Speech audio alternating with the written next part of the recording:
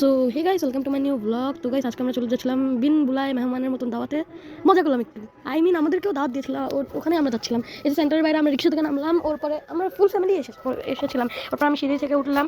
উফ, অনেক 3 তলার উপরে দিছে, বলুন একটু নিচে করলে কি হতো? দেখুন আমার আজকের লুকটা কেমন লাগছে বললেন। এরপর আমি হাত ধুয়ে নিলাম। ওর পরে আমাদের কাছে প্লেট এসে পড়লো। টিকিয়াও ছিল এখানে, আমার বোন হাই দিল, একটা রবট বোনও ছিল পাশে, দেখুন পরে হাই দিল। ওর পরে আমার গ্লাসটা পড়তে যাচ্ছিলো, তখন আমার বোন এরকম রিয়াকশন দিল। ওর পরে আমার বোন চিকেনকে পিস করতেছিল, অনেক কি বলবো, আমার হাসি পাচ্ছে। ওর পরে আমার পাপা সবাইকে বেড়ে দিল খাবার। ওর পরে আমার প্লেটেও টিকিয়া দিল ওয়েটার আঙ্কেল। ওর পরেই আমার প্লেটে চিকেন আসতেছিল। অনেক ঠান্ডা ছিল, কিন্তু ভিতরে কিন্তু বোঝা যায়নি অত ঠান্ডাটা, বাইরে অনেক ঠান্ডা ছিল। এরপর আমার পাপা আমার প্লেটে বিরিয়ানি দিল আর কি। এরপরে আমি খেতে লাগলাম, খেতে খেতে ভাবলাম যে ভিডিও করতে হবে। এরপর আমি ভিডিও অন করলাম।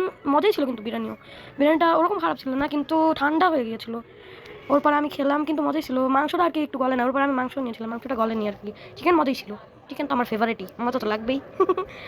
ওর পরে আমরা সিঁড়ি থেকে নেমে গেলাম, আমাদের ভিডিও ছিল এত